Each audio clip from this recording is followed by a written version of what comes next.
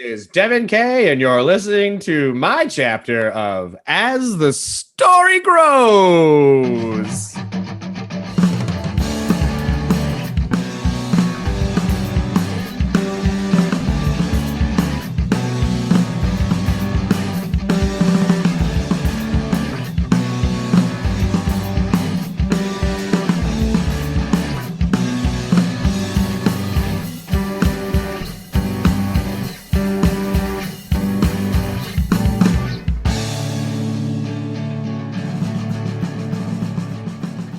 Welcome to the next chapter of As the Story Grows. I'm Brian Patton. This week, Devon Kay from Devon Kay and the Solutions and Direct Hit joins the podcast. Devon chats about dropping out of college to play music, the lack of joy he finds in working in a traditional studio setting, and the light bulb moment that led to the band trying a new way of releasing music. Limited Joy was one of my favorite records of 2020, and I've been a big fan of the singles that the Solutions has released so far this year.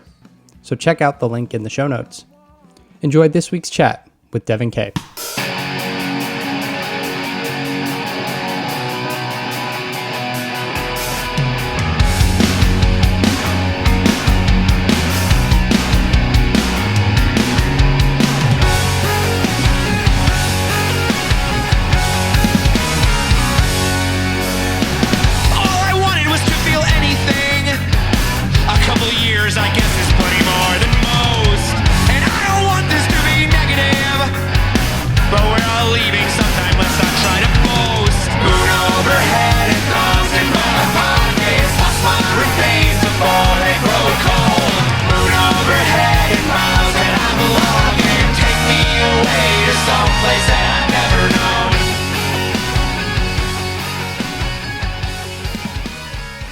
What do you need to know?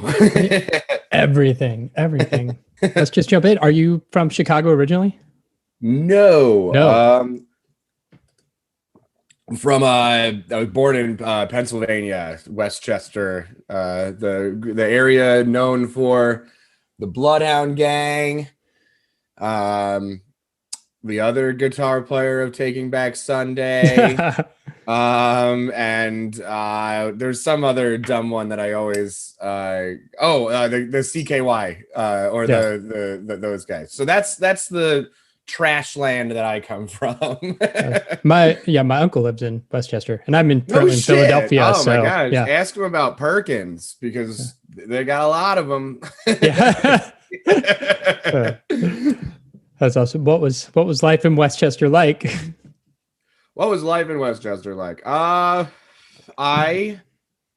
just like now was a big weirdo. I lived out in on a SWAT. So it started as we lived in a cul-de-sac that was almost like a bazillion houses in a townhouse row.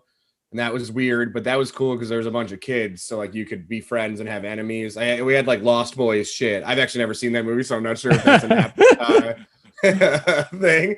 But were there vampires? Yeah, sure. Yeah. May as well be. But yeah, there would be factions of kids, and that was kind of cool. But I was always on the lowest rung. And then I moved out to the middle of nowhere where there was only one available friend, and so. That kid sucked. So basically I would just hang outside in my backyard and throw rocks or play video games until I discovered tunes. So nice. That's pretty much most of my childhood summed up pretty quick. I was a little weirdo, and I'm still kind of a little weirdo today. So. Aren't we all? Well, I guess not exactly. All of us. Those of us who are here in this space, we are all a little weird. If we're doing this as a way to try and get attention, then we are. Yes. We're way past our gourd. Yeah. What got you into music? I come from a music family. So my dad was a pro trumpet player for a bunch of bands. My mom was a violinist. Who got to do a bunch of orchestral stuff, played in Australia and shit. But they gave that all up when they got pregnant with my sister. And then my sister came out and played some cello. And then I was pooped out and didn't want to I didn't want to do any of that stuff. So I thought the guitar was way cooler. Yeah. I was like, I think as a kid, I just assumed it would be a lot less work, the guitar. And then that started the road of me trying to get good at it over. Yeah. I didn't give a shit about the guitar, I think, until college. Like, I loved it and wanted to play it, but I didn't think about getting good at it until I decided to go to school for music, or my attempt at going to school for music. Yeah. So, yeah. What made you go to school for guitar? What, other than just like, I don't give a shit about anything else. I just want to play guitar, and I can go to college for that and waste a lot of money. I wish it was that simple. I think, okay, so I kind of didn't want to go to college right after high school, because I had been working. I've done a lot of my like outside of music work in like small retail. Okay. And I got a management position at GameStop as a kid, like way too young, like 17. I had a key, and like, I don't know, I kind of dug it. And so I was just like, I want to kind of work. And then that was just like not like an option in my family. So I first went to, I mean, I was an okay student. I wasn't like a great student, but I wasn't gunning at getting into like a great college. I had like other ideas. I wanted to start like my own business, et cetera, et cetera. And so I basically went to school for film because I had a lot of interest in, I was like in the audiovisual club. Again, if it's nerdy, theater, audiovisual, all that shit. That was like, that was my MO. And so I was like, yeah, I'll go to school for like television and not actually film. I was like, I want to work in the news. And I saw what that bucket's for. So then I went and decided to switch to music performance because of exactly what you said. The like, just fuck it at this point. I'm like weirdly stuck in this privileged position that I am too young to fathom. Yeah. But also not mentally ready for, you know what I mean? It was like I wasn't in the spot yet where I was like, I'm worried about my future. I was like, or at least not in the sense of like, let's hunker down and do a bunch of studying. It was like, I would like to go see more of the workforce and of the of like the world. I'd been working since I was like 14 at my dad's restaurant. So like, I don't know, I liked working. And so that led me there. I ended up going for music basically for like till 1 year away from getting a music degree. And then I got asked to tour in a band and I skated out of there. But it's Columbia College of Chicago. It's a pretty easy school to get into. It has a pretty good art program. And it's one of those places that if you do it right, you don't graduate. So all right.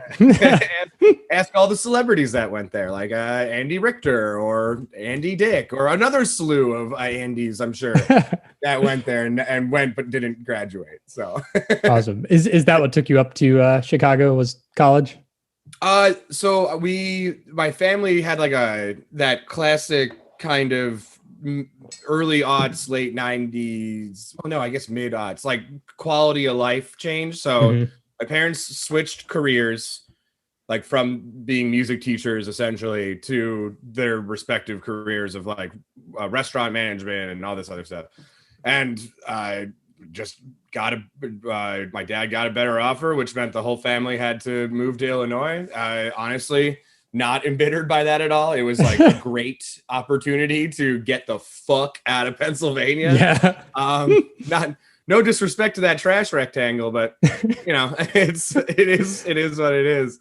So I got to go to like a school in Illinois that I'm making references to shows I've never watched, but I assumed like what One Tree Hill was. It had like 2 musical theater departments. It had like all this shit I wasn't used to. The school in Pennsylvania I went to had something called bucket duty, where if you were a hall monitor and it started to rain, you had a key to the janitor's closet so that you could get buckets and put them under the holes in the roof. It was a huge change in what I was used to moving to Illinois, but also in a way that I appreciate because I never want to go back to that.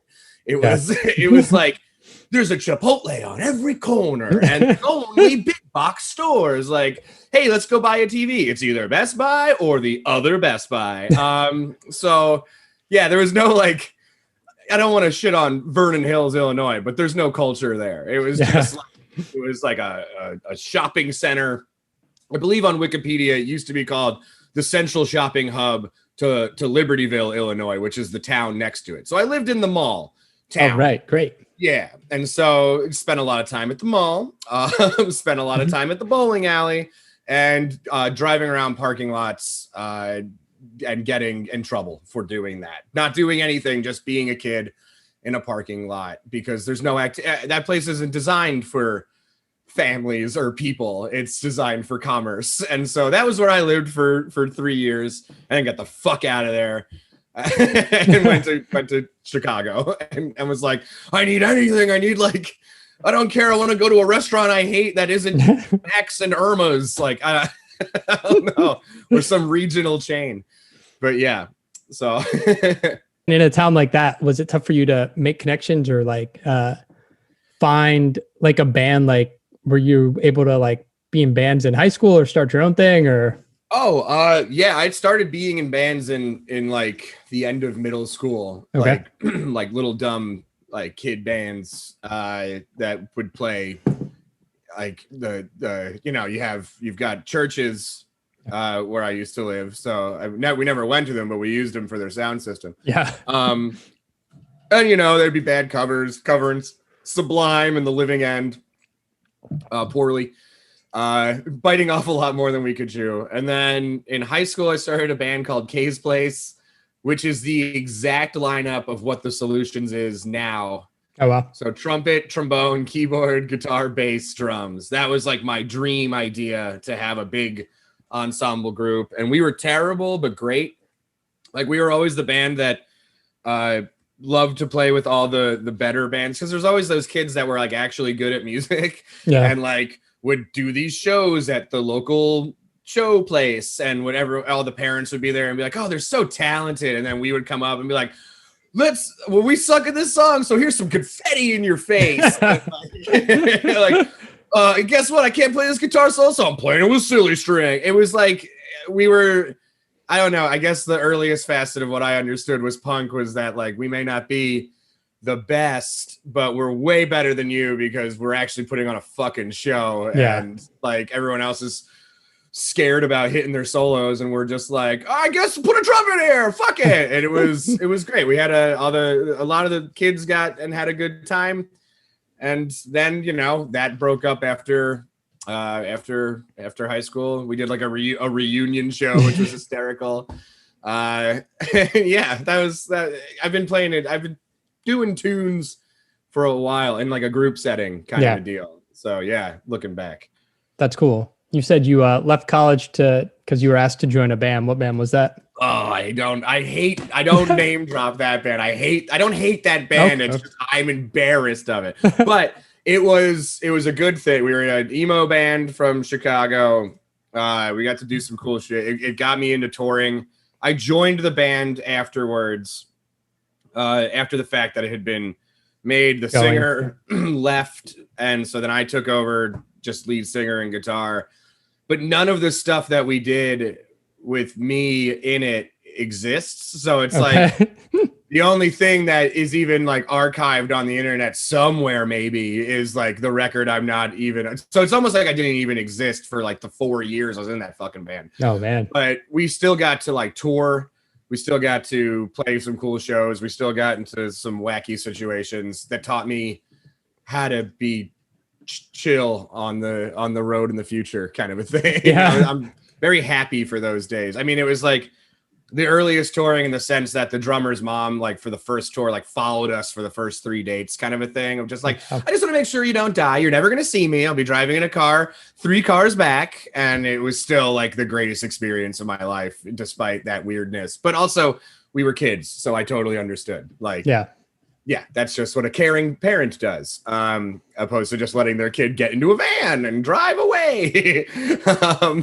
But yeah, so that was them.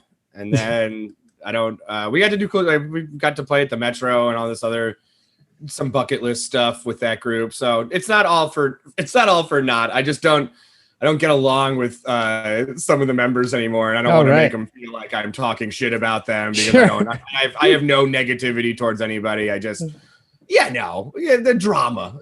Yeah. A lot. Yeah. It was a time. Yeah, we were kids, dumbass kids. Yeah. Was after that the AF website says the solution was always like your description of the band. Is that what you went to after that emo band was kind of the solo material? Yeah. And so it was like the Solutions have been, that moniker has been around like for like 11, 12 years or something. So like the first iteration was like just me playing open mics at my school under my own guise of me. And then it would be like, oh, I'm going to bring in actually 2 members from that other emo band. I'm going to plop them in here and make them play with me. And then I was like, oh, well, one of my best friends plays viola. May as well have them come in. And then, oh, I smoke weed with my buddy Jerome a lot. Maybe I'll have him play keyboard. And then so it just kind of again became an ensemble because I like to mask my inabilities by bringing on other people that are more talented than me. It's a good rule of thumb. If you're not the best, have way better people around you. And so I did that, and we were fun. We were still navigating what at least for me, like what being a band was like. My biggest problem with always being in a band is like money. Yeah. I never have money. So it was like tough. We recorded these 2 like early demos, like in a real studio, and it cost a shit ton of money. And of course it was early on in the band's, oopsie, that's my coaster, but it's doing a great job. But we were early on in the band's life cycle. And so like, obviously those songs weren't going to be our best work, but then, you sunk a couple $100 to have some engineer remind you that you suck. Yeah.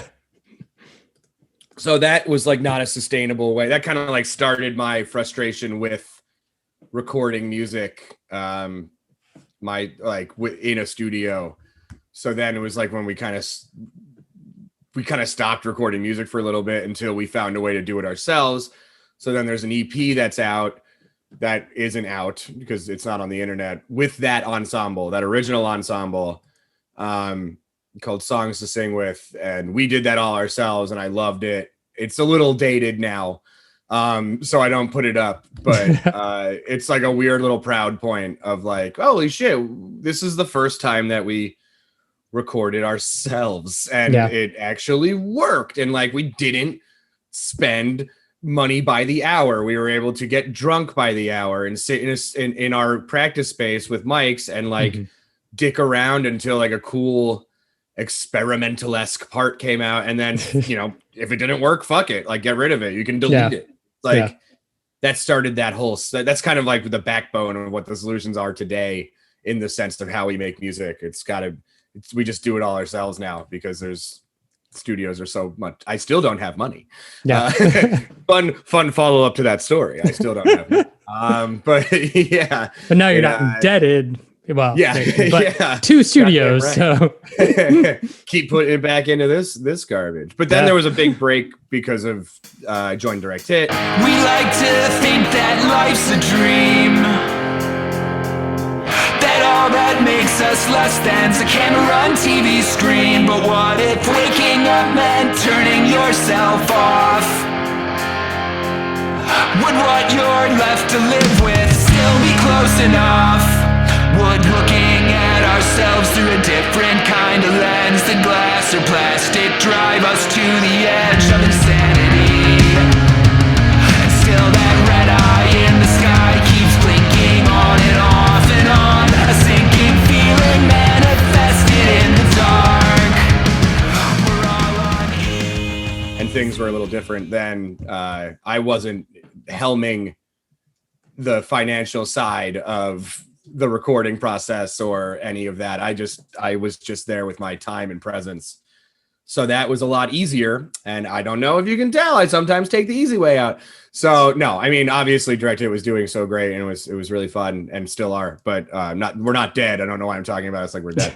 But that was kind of like, okay, well, I want to be a guitarist, which means I want to play with whoever wants me to play with them. And then eventually I started helping writing songs and became a member. And so then, yeah, the Solutions kind of took a back seat. We did release a full length and an EP. Am I talking too much? I do this all the time. I'm so sorry. I don't even know. You didn't even ask, and I'm just going on. It's a podcast about you, so you just talk, right? I'm always so sorry to talk so much. Yeah, we released Never Punt, which we did in a studio, and then we released Losing It, which was also done in a studio. So almost like a step back. I think we were watching Direct Hit and being in a studio going like, well, definitely studio must be the best way. But again, that sunk a lot of money and time out of my life, and I'm not happy with the final product. Yeah. Because like when we were working in the studio, there was always somebody saying, like, well, this tone needs to be this way or this needs to be that way. And it's like, I don't think you know best, but you also are the engineer. Your title is engineer. Who the hell am I to say that you're wrong? Even though in my heart, I knew it was frustrating and wrong to not have the sound you were looking for.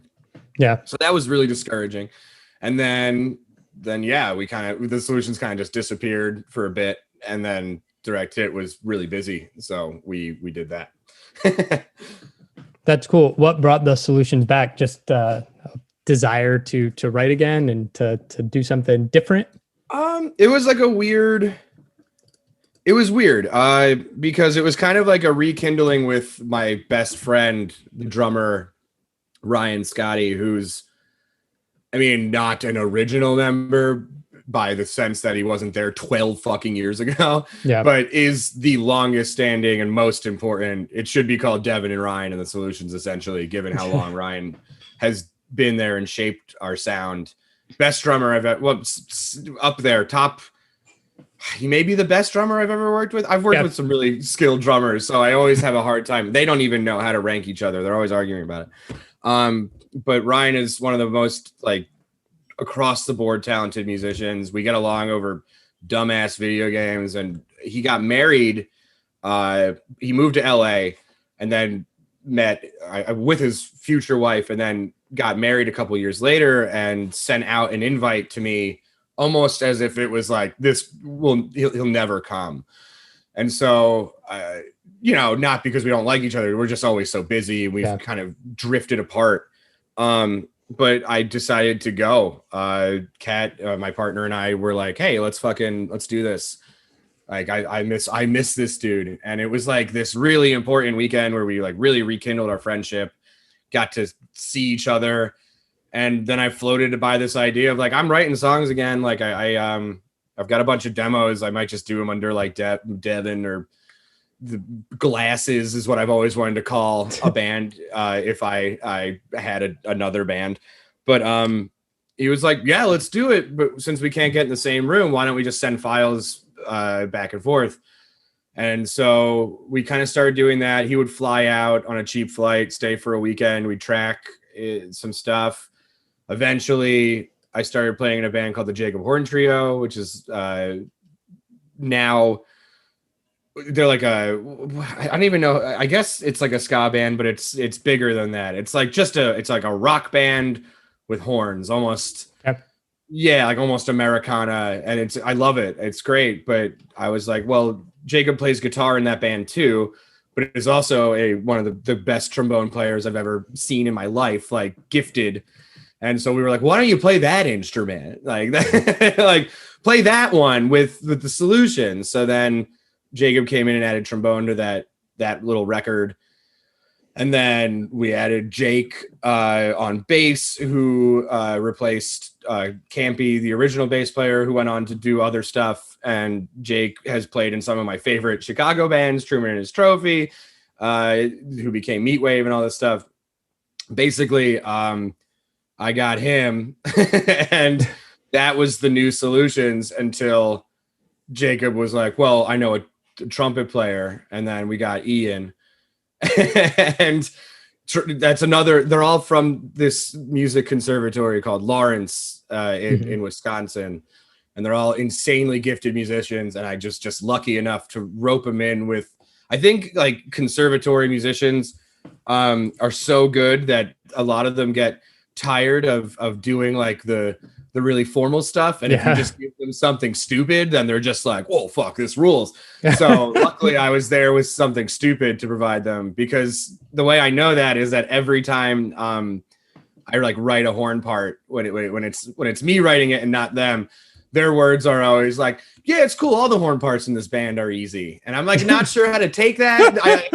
Does that mean like they're not good, or does that mean that you guys are just so good that these horn parts are easy? But yeah, so then just to cap off the story of all the new members, Jake couldn't make a tour, the bass player, so enter Joram, who filled in on bass, who's just a virtuoso also from that, who also plays bass in Direct Hit now, plays guitar and Rust String, plays keyboards in the Solution now. Either way, saw Joram play bass with us on that one tour, loved Joram. I was like, well, fuck, I want you in the band, but we already have a bass player. You play keyboards? Like, that's like, for some reason, my mental take, like, I mean, we can use them. And then, of course, Joram ends up being an amazing keyboard player just because they're so friggin' gifted. And then Joram joined, and also really kind of became the second equal backbone of as Ryan when it comes to like shaping songs. So like now all the songs kind of go through me, then to Joram, then to Ryan. And so what I write always changes, but now in this wonderfully organic way through two more insane minds. And then obviously the rest of the band adds all their shit. Yeah. So that's how we're here. Yeah. That's how. Yeah. Woo, short of breath. Yeah. Yeah. Bring some more, you're not okay. Can't try again another day. When panic starts pursuing you, you sprint until your soul's run through. So low and desperate, things change and that's just that. Nothing more that you can do until they come and bury you. Sleep and destroy, rebuild when you feel like it. Accept that you have limited joy. That'll leave as the weeks become years. Every day you're one day further from your dream again. Sure, that's okay. Can't try again another day. When panic starts pursuing you, you sprint until your soul's run through. So low and desperate, things changing, that's just that. Nothing more than. So like, it's not a like Limited Joy, not a ska record on a like. There's no upbeats on the record. Yeah. But I mean, like, it's punk rock with horns. I mean, was that something you always wanted to do? Something more in that ska vein, or just like you're just like, I just love that sound of horns, and so it works. And it's both, because I'm a huge ska fan, like long time. Yeah. Which is why I always touch on this, and is like I thought. So I've been a ska fan since a little itty since I started playing music. The first show I ever play, I'm wearing a checkered newsy cap. Nice. And so it's cool. And and a Hawaiian shirt, if I'm not mistaken. So I was pulling from my influences of like Real Big Fish and the Hippos and Less Than Jake. And so, you know, that all that stuff kind of shaped the way I like to do tunes. But the big part of it that is like that ska part, and I use air quotes, being a dick, because I don't like when you streamline genres. It's like it has to be this. It's like, it's also a state of mind. It's also, you know what? Cool, whatever. You're gonna be a chore if I had to sit here and explain everything like that. You know what I mean? It's like the pigeonholing music into genres is so annoying to me these days, because it's like everything else is we're leaving the label world now. Everything is fluid and non-binary. But why for some reason do I have to tell Spotify that I play funk rock? You know what I mean? It's bizarre to me. But so loved that. But in like the later aughts, if you will, ska music was kind of going the way I think Limited Joy sounds, where it wasn't as much of like ska bands were playing more horn tinged rock, if you will, and leaving that backbeat as not an afterthought, but, you know, maybe not the basis in which how they're writing all their songs, because I think writing any song one way can be extremely limiting. So like, you know, you had that later Catch-22 record, you had of course, now I'm going to draw a blank in front of everybody, acting like I'm an expert.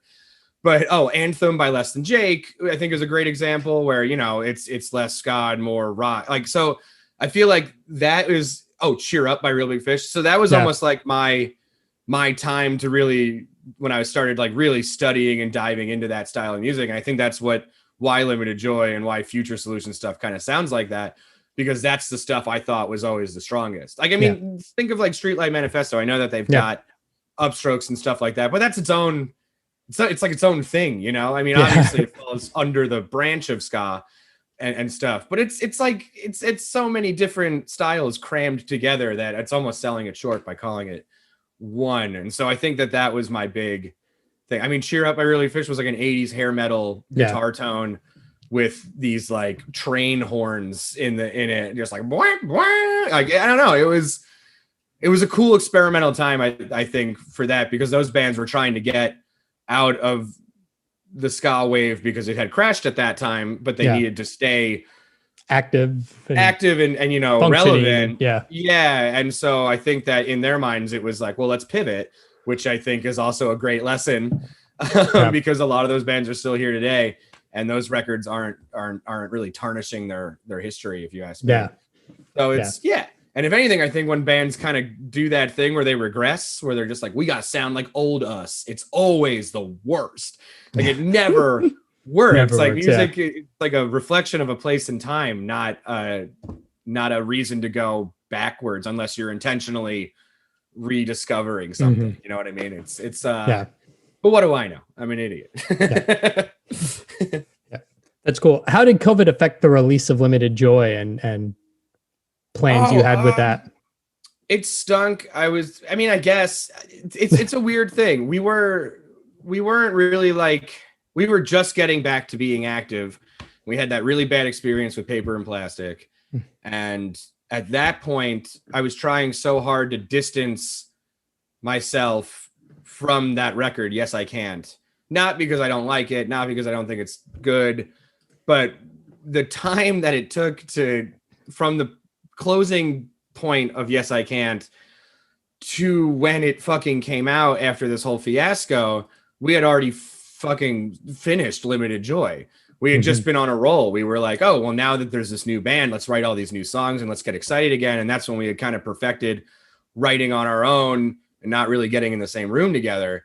So we just wanted it out. We wanted to like show everyone. We wanted our big, you know, this is who we are party. Like, there's 6 of us now and we're a bunch of goofs and we want to play sad but happy music. And that was like what we wanted. Because I mean, Yes, I Can't was like this transition. It was like, again, it was like a return to friendship record. The songwriting was a little less structured, in the sense that like there was a lot that could be cut when you going back to that record. Like, I could have yanked one of those double choruses. It's a lot. It's a lot of repetition.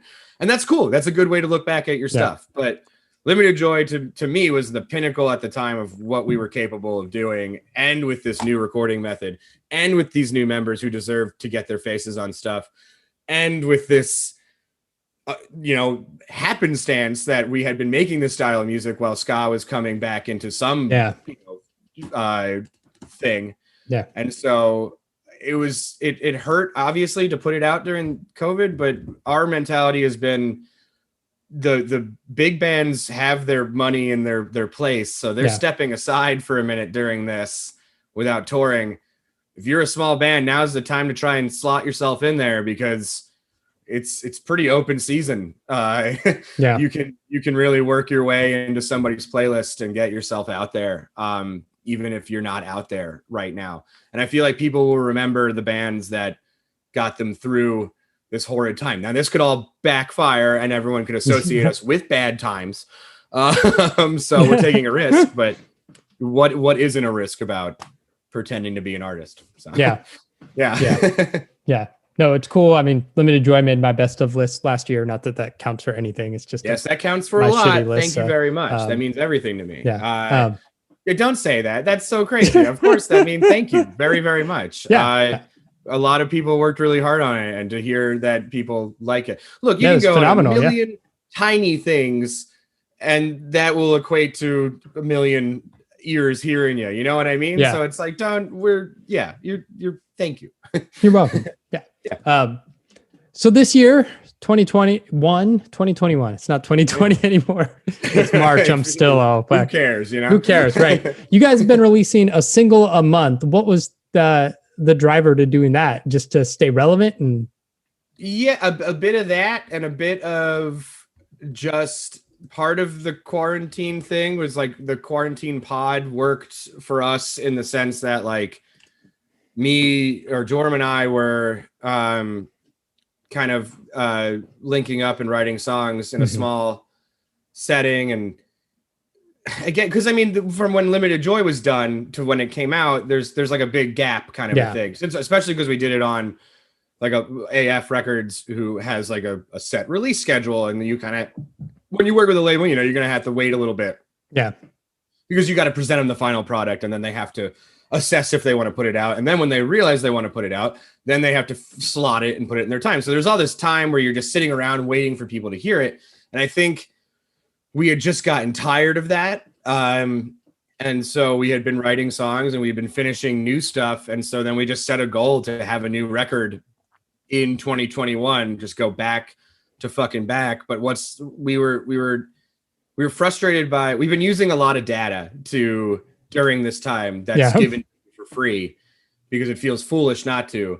And what we noticed is that streams on the later songs on Limited Joy are much less than the top half of the record. And I'm wondering now, is that because nobody fucking listens to full records? And it's not that everybody doesn't, but is the vast majority of people listening to music different? So then I went back and thought about how I listen to music, and I have a giant playlist called Dopest Songs, and I listen to it all the time, and it's a smattering of songs. It's not a full record. So we just had this like light switch moment of just like, well, what the fuck? Let's not release music the way that we've always released it.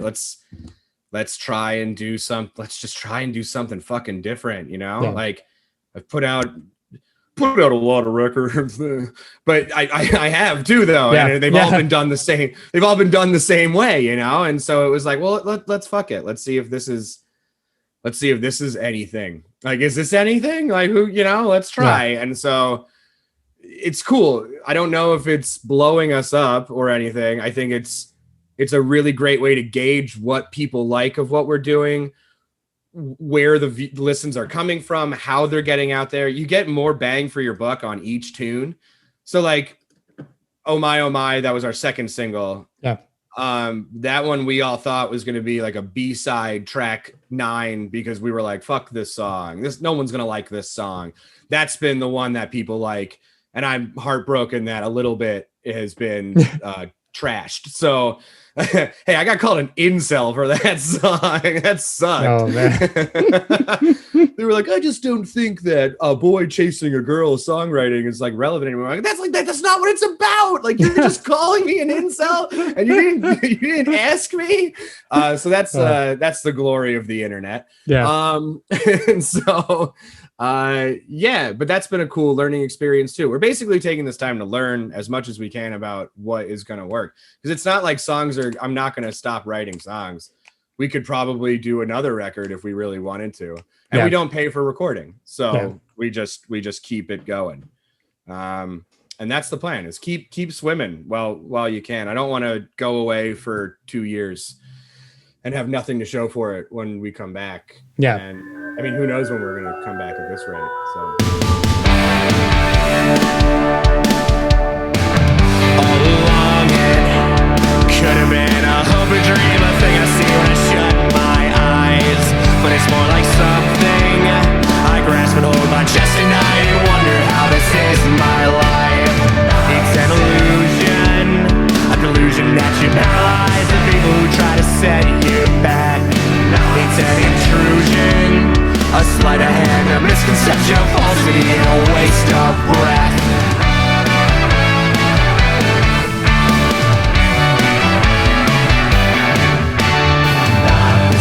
It's been a long 10 years of wondering. I've seen if this is all for me.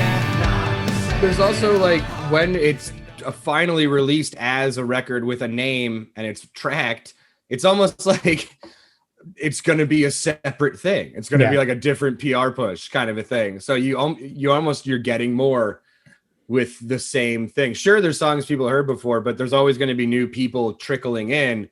So it's kind of like a Venus flytrap sort of a thing, you know, like we're giving you stuff and then we're grabbing you and then we're going to give it to you again now as a different, but I mean, that's how everything is being released these days. It's like you buy a video game and then 6 years later they re-release it with an art booklet.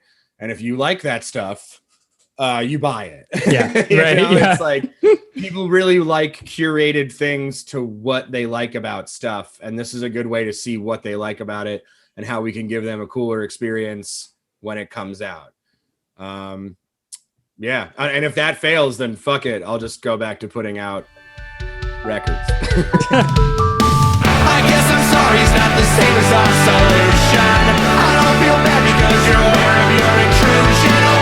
Oh my, we're far past the stable end. It's your problem and I don't care how you fix it.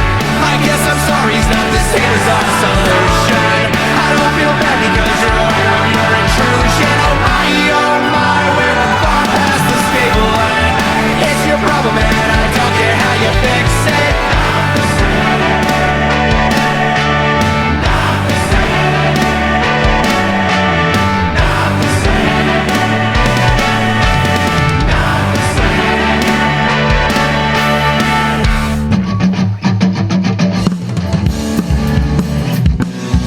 Thanks for listening to As the Story Grows. Our theme song was written and composed by the legendary Bob Nana. If you like what you hear, subscribe on iTunes and give the show a rating and review. If you'd like to support the show financially, click on the Patreon link at asthestorygrows.com. If you enjoyed this episode, share it on social media with your friends. Much appreciated, and thanks for listening.